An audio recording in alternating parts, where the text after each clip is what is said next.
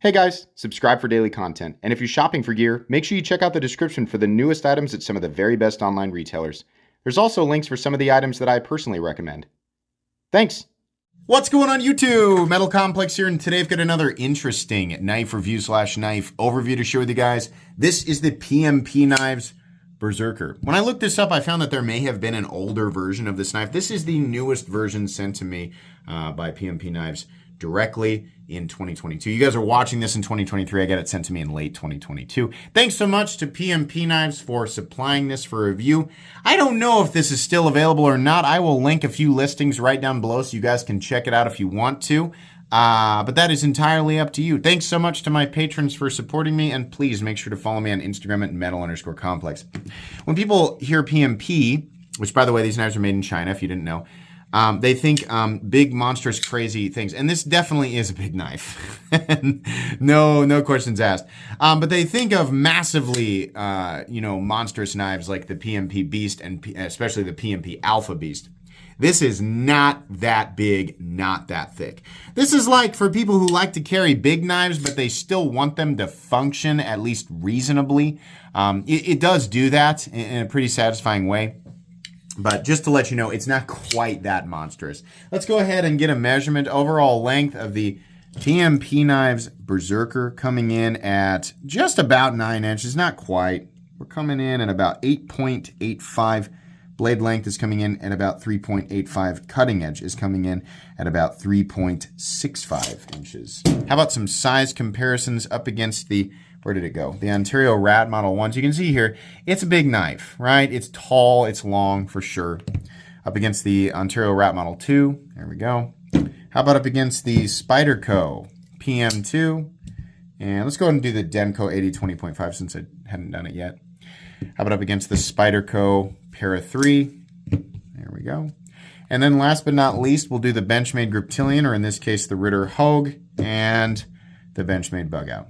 All right, it's a big knife. We've established that. How's the action?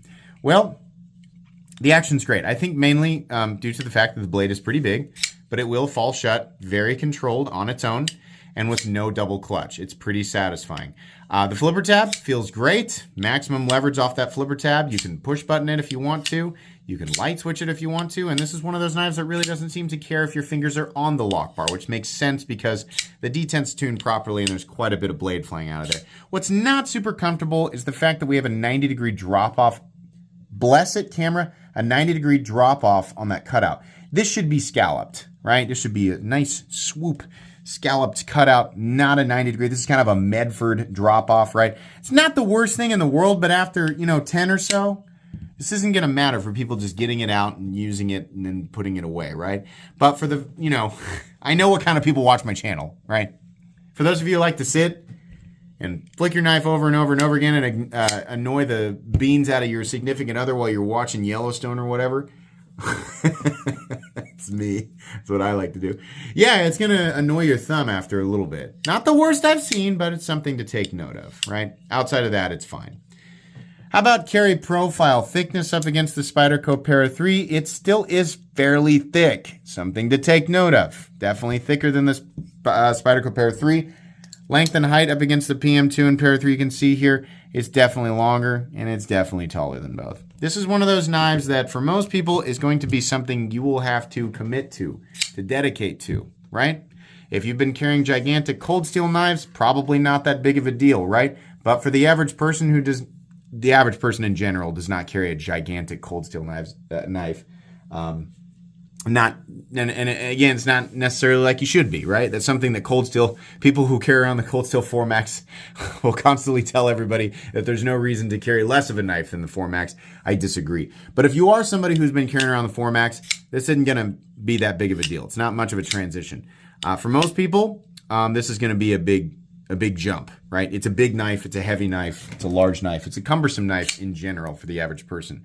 Inside, fortunately, they have milled out at least one side pretty generously for weight reduction. It's still heavy, though. And the ratios are not perfect. This weighs a little over 7.5 ounces, right? So the balance on this is definitely, well, I was about to say it's a little bit butt heavy, but truthfully, there's so much in that blade, it's actually balanced pretty well. Not directly behind the pivot, but at least where you're going to put your index finger in a standard grip. So I can't say that it really feels like it weighs 7.5 ounces, but it definitely, I'm aware that it's a big, heavy object, right? So there's no getting around it. It's going to feel like a big, heavy object in the pocket. But as far as big, heavy objects go, I suppose this one isn't the most offensive, right? I've handled a lot of big, crazy, heavy knives. I'm going to get out my tools. For a hardware check, as per usual, my tools are very inexpensive, very recommendable. You can find them right down in the section of my description that talks about the tools I use on this channel. That pivot looks like a T8, so that's what we're going to try first. They should go bigger. Yeah, it's a T8. And fortunately, all the body screws are T8 as well. There's 3 on each side, which is 2 more than I consider to be minimal. 2 more total. So 6 screws total. I like to see 2 and 2.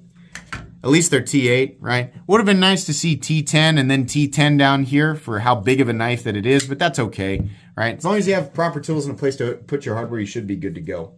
No real issues there. Let's go ahead and measure blade stock thickness. I bet that's 155 to 165. Sometimes it's hard to tell in combination with the scales, especially considering it's such a big knife.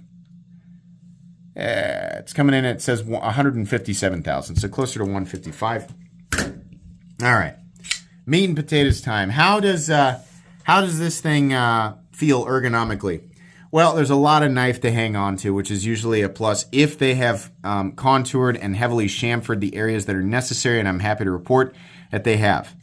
I wonder if at some point they had considered putting thumb studs on this, because this area is like this so that it creates comfort in this grip, but it also is usually coupled with thumb studs so you can get in behind them a little bit easier. I don't know why they didn't, but yeah, truthfully, it's actually really comfortable to hang on to. There's plenty filling out the hand here, and I can't say any part of the knife really feels like a hot spot. I mean, look at that clip. There's no part of that clip that's going to create discomfort on your bare hand, and it's certainly not while you're wearing gloves. You can also choke up right here. This is a pretty roomy area to choke up. There's nothing really guarding your hand from the cutting edge outside of just a short area where it's the sharpening choil, right? But in combination with the jimping, which is also fairly well knocked down, but still aggressive enough that it catches your finger, it honestly feels pretty darn comfortable. Even the flipper tab is not angled down into your finger. It's jimped, right? So if you're really pushing up against it over time, then you might feel it. But now for the most part, it's pretty darn comfortable. It's just big, right? It's a big knife. But as far as big knives go, it's comfortable. This is just a plain handle with nothing on it. It's bead blasted titanium. Kind of wish that they had just done something here, a little bit of texturing, but some people don't like the texturing, right? These come in a few different forms. You can get all black. You can get this. You can get... They made a flamed one. I saw on White Mountain or Smoky Mountain. I can never remember which mountain retailer I saw it on. Yeah, so they have a few different versions of these. They all essentially run about the same, other than there's only a $30 variance between all the different versions that I saw. But if you don't like, this look, then you can get a slightly different look. I just wish they had done a little bit more in the texturing department, but that's okay. That's more preference. The blade is really cool. This is an aggressive and thickly ground tanto. I mean, you can see how prominent the flat is, so they don't, it's 155 or so thousandths up here on the spine, and that is all the way down to the base of this flat. So that's where they're dropping from, down to the cutting edge. So, is it thick behind the edge? Absolutely. You're going to be pushing quite a bit of blade through material. Fortunately, it is properly sharpened. So will it still slice? Yes. Absolutely. Absolutely it will. It's just not going to be an open out, right? So when you're pushing this thing through dense cardboard or styrofoam, you're definitely going to have a little bit more trouble with it, right? But I feel like the people who pick this up are not necessarily overly concerned with that.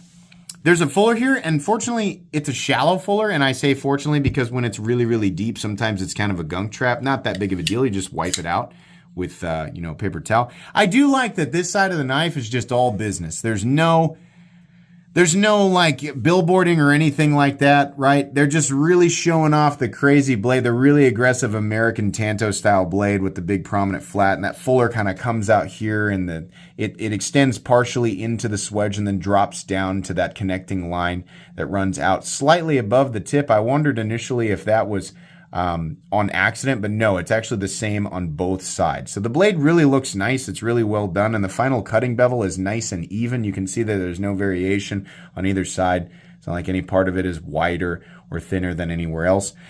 I don't like it when they put the name of the, like if they wanted to put PMP Knives, right? This is M390, by the way. If they wanted to put PMP Knives here, but they have to put Berzerker there, right? It's expensive enough of a knife that I think people are going to remember what they bought, right? I don't know why we have to put the name of the knife on the knife. I would have preferred that it was nothing and then just little tiny, just PMP and M390 down here. That's fine.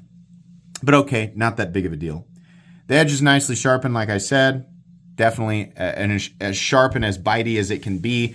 When we're talking about a production edge or a factory edge, on a production knife that is, as thick as it is. It's honestly impressively sharp considering how thick it is behind the edge. I mean, there's really not that much, it's not an aggressive taper, right? I don't know if this is helping you guys kind of see. But it's also not the thickest thing behind the edge I've ever seen, especially from this company, right? Even their Alpha Beast, which is the thickest freaking knife I have ever seen in my entire life. Even that thing, they hollow ground that thing, but they managed to get that thing sharp enough to slice, right?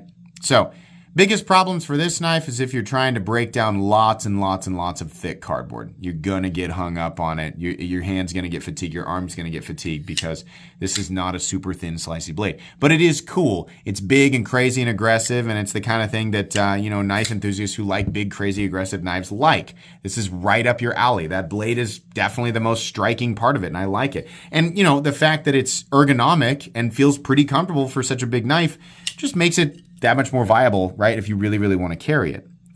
Fit and finish all the way around is very good. I've noticed that, generally speaking, from PMP Knives, their fit and finish is really good. This is premium Chinese manufacturing, which is quickly becoming some of the most impressive stuff in the entire world of knives, right? And for people just dropping into this scene for the first time in like a decade, that might be a shocking thing to hear.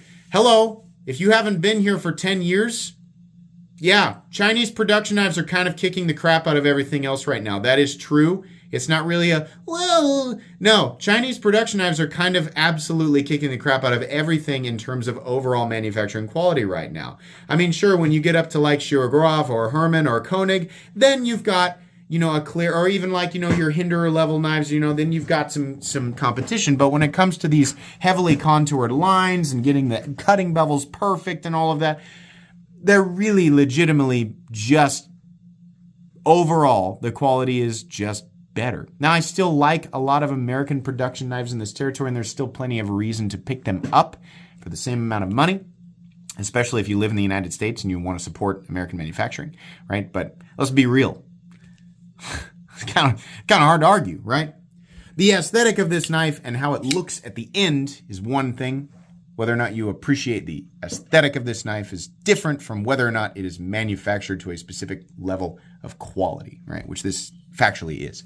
It's very high quality, very good manufacturing quality.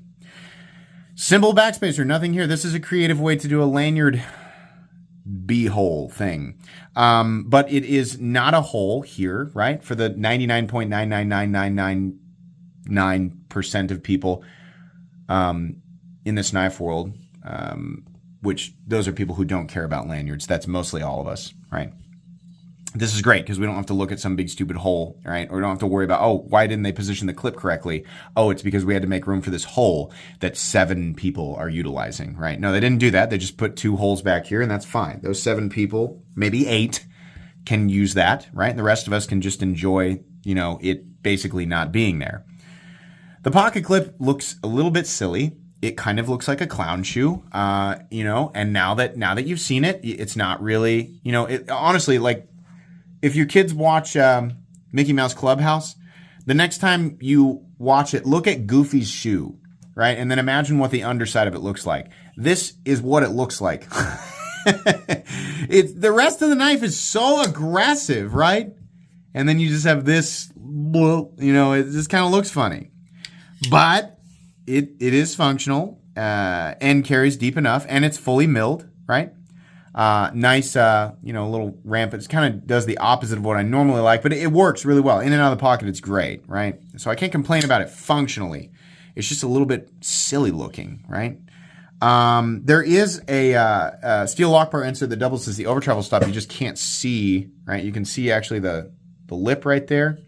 And then on the inside here, we should be able to see just barely the chip. Yeah, there it is, right there. So it does have a steel lock bar insert. That's nice. No blade play up, down, left, or right. Oh, let's take a look at, let's take a look at the lockup. Nice percentage there, maybe 35% or so. We have a stop pin located here with some deep shouldering. No blade play up, down, left, or right. No lock stick. There is no double clutch. There is no pivot lash. Very smooth and consistent action in here. And a nice medium click. It looks a little bit off. I'm going to guess that's because I flipped it a whole bunch. Let's give it a crankarooski, which I now say, my kids hate it when I say stuff like that, and now I've realized I've turned into my dad, and I intentionally say stuff like that just to bother people. Will this actually turn? Boy, it's like really locked. I don't think it actually moved at all. So that means that this was actually a slightly off center from the factory. At this price, if we're going to have the pivots Loctited in, maybe mine was a little bit of a goof, but we need to have those things completely and totally centered. That's a little bit annoying. I am certain that I could back that pivot out of there and the body screws and get it centered up. But, if we're going to have these things that tight and seemingly Loctited from the factory, then this needs to, come on. With the rest of this, like if you have the capability of machining this titanium like this, which is just nuts. It's so precision, right? We need to get the blade centered, right? It's minimal. I don't know how hung up I want to get on that, but it's fine. So what's final price tag? $270. I feel like it's a bit high. Yeah, it's a big knife, but Metal Complex, it's big knife. Yeah, but does that really mean big knife, big money? No, it doesn't. Small knife, small money. No. I criticize knives for hitting this territory and just bringing us kind of plain. Yeah, the blade's cool, right? It's made really, really well. We have a milled clip and we got a milled backspacer. It's cool.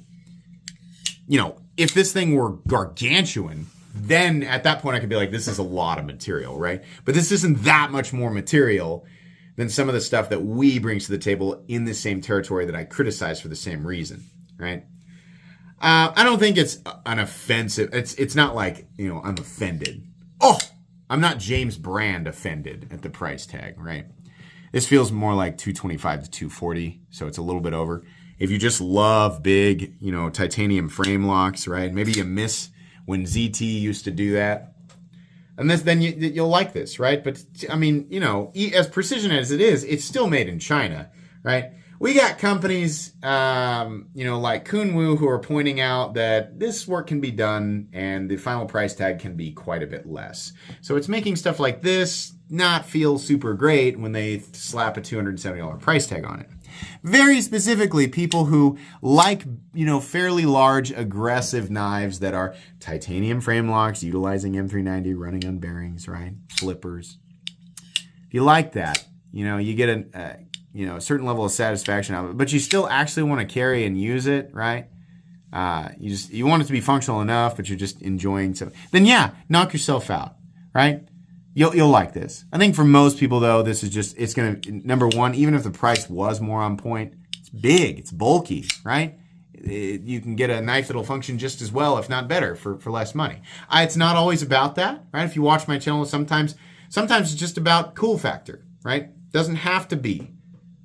You can buy a freaking Milwaukee Fastback, if you want to make that argument. Yeah, then go buy a Milwaukee Fastback and enjoy it and shut up, But it's kind of the balance of all things.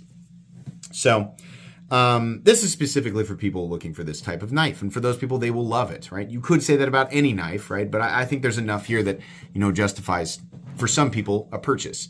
I'll link it down below for everybody, in any case, but it wouldn't be my first choice, even looking for something like this, right? It's cool. I like it, and it's made well.